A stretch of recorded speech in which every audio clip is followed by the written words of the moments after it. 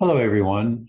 I'm want to record another Notes of a Nomad update for the past week.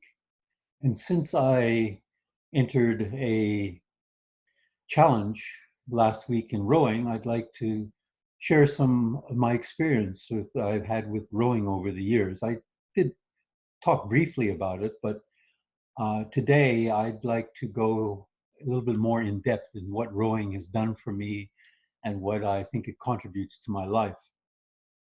Even though I am nomadic, I try and row regularly, normally 6 days a week. And I try and do an average of about 100 kilometers a week, which takes me 6 days that I do row about an hour and 20 minutes each day. Now, I got into rowing over 20 years ago in a gymnasium in Toronto when I was living there. And ultimately, I've had my own rowing machine for quite a few years. The picture on the screen is that of a Concept2 rowing machine. This is a Model D. I have a Model E, which is very similar, but a little bit higher off the ground, and it's made mainly for gymnasiums. It was gifted to me by the virtual team I belong to called the Ancient Mariners. We're all at least 60 years or older in general. And I was doing their newsletters, so they said, oh, for all the work you've done for doing the newsletter, they bought me a lovely rowing machine, which I've had now for probably 9 years, I guess, going on 10. I row approximately 5,000 kilometers or 5 million meters a year. And I've rowed now around the world twice, which would be about 84,000 kilometers. I'm now up to about 113 million. So I'm getting probably another year and a half or so. I'll probably be my third time around the equivalent of around the equator. Now, I have competed, and I'd like to show you my last major competition, which was in 2008 when I went to the World Indoor Rowing Championships in Boston. I had entered into the Canadian Indoor Rowing Championships and qualified for a free trip to the World Indoor Championships in February. So some of the slides I'd like to show you are from that particular event. I found these online, and I can at least inform you of how involved I have been and ultimately what it's done for me. I think it's kept me relatively healthy and active, even at my age of 77 now.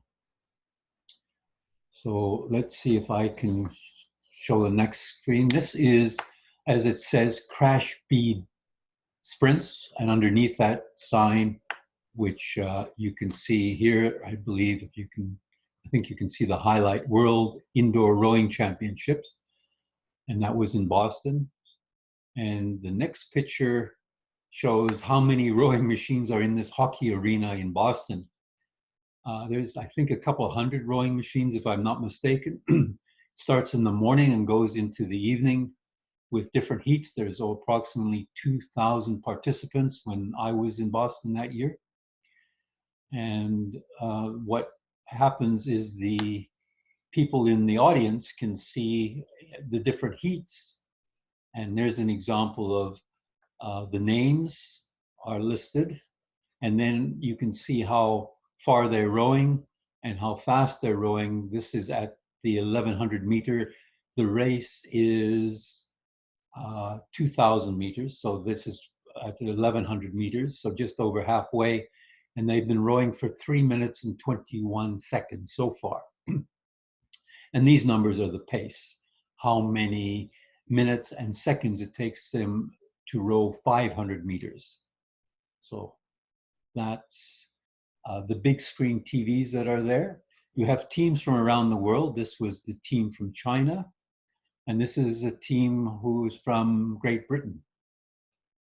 That was representatives So there are teams from around the world. There's people from all ages. I think this was one of the oldest competitors. I think he was in his 90s, 92 years, if I recall. And of course, you get young people and you have the announcers announcing. You saw the man with the microphone, and you can get some idea of how competitive it is when you see all these individuals racing.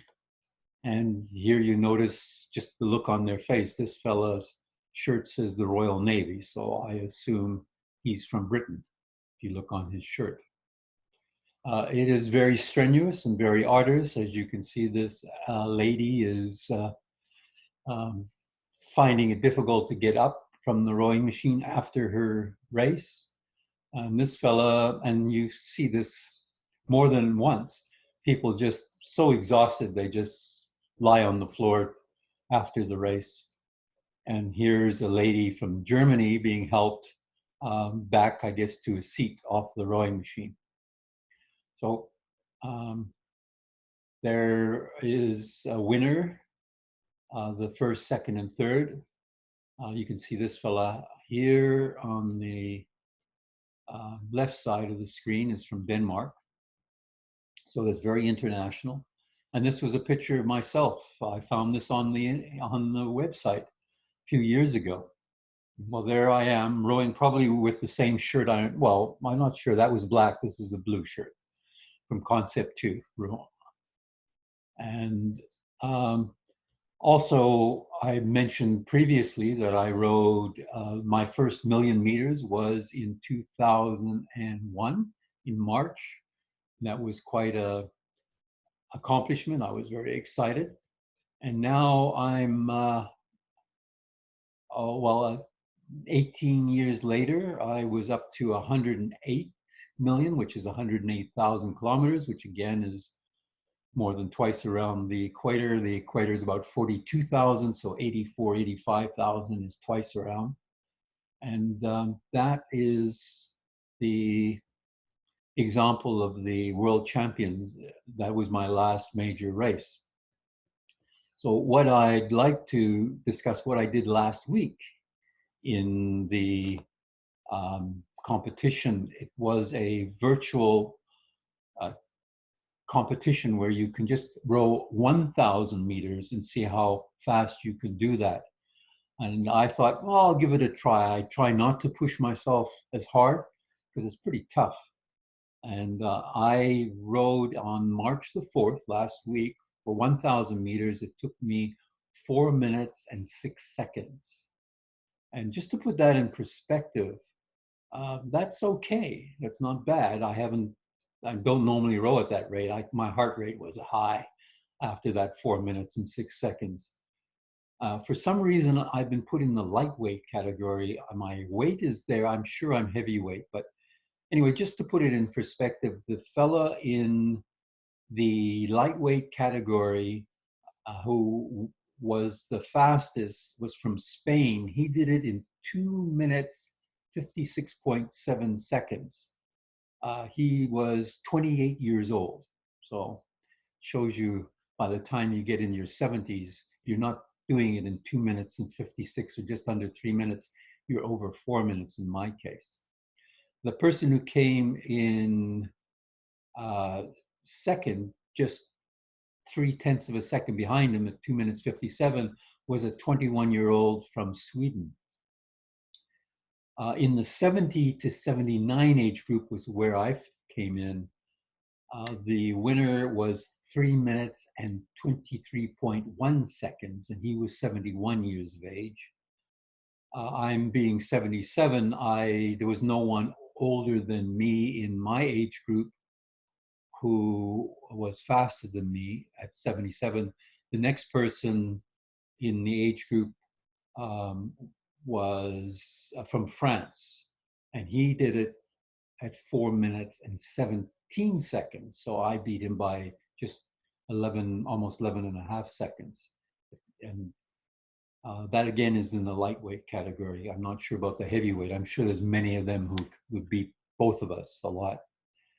Also, there were, I'm trying to recall, I'm looking at my notes here and I can't read, but there was people from in the 70 age group, and also actually in the 80 plus age group, there was people who beat me, and there were people from Australia and Ireland who did very well, and they both beat my time, even though they were around 81 or up to 84 years old. It just shows you what something to look forward to. Another 7 years and I'll be 84, and hopefully I will still be able to do this. I find that rowing has allowed me to be relatively healthy. I don't have many ailments. I don't take many pills. I take one pill for a thyroid, and that's it on a daily basis. Other than that, nothing. So I feel it's helped my vascular system very much. So rowing has been a great boon to me. Now, not everybody wants to go on a rowing machine. I've been doing it for, as you can see, over 20 years on a regular basis. But one of the secrets, I believe, is find like-minded people who like doing what you're doing. Any sport, walking, whatever it may be, doesn't matter what it is, swimming. And I think it does bode well. I remember, I'm just looking at my hat again. I think I showed you the hat previously. This was from the Canadian Indoor Rowing Champions in 2008 when I was sent to Boston. So that's the main thing I wanted to talk about, what happened last week, mainly because I had gone into the sprint and did it in 4 minutes and 6 seconds, which was an accomplishment for me because I don't normally row at that rate. But I thought I'd give it a try. My heart rate was up after those 4 minutes. But I felt good, tried it once and thought, that's enough for now. Don't push yourself too much, Fred. So with that, I'll say au revoir and hope you and your family have a great, I'll report back next week on something and we'll see what we have to share with you then. So lots of love and laughter to you, your family and friends. Bye for now. Oh, and Rupert, do you want to say goodbye? Come here. Rupert's cautious, actively waiting for his meal, Rupert. So say goodbye to everyone, and I'm going to feed you now, Rupert, so you'll be happy, okay? Yeah. Say bye to everyone. Bye. Bye.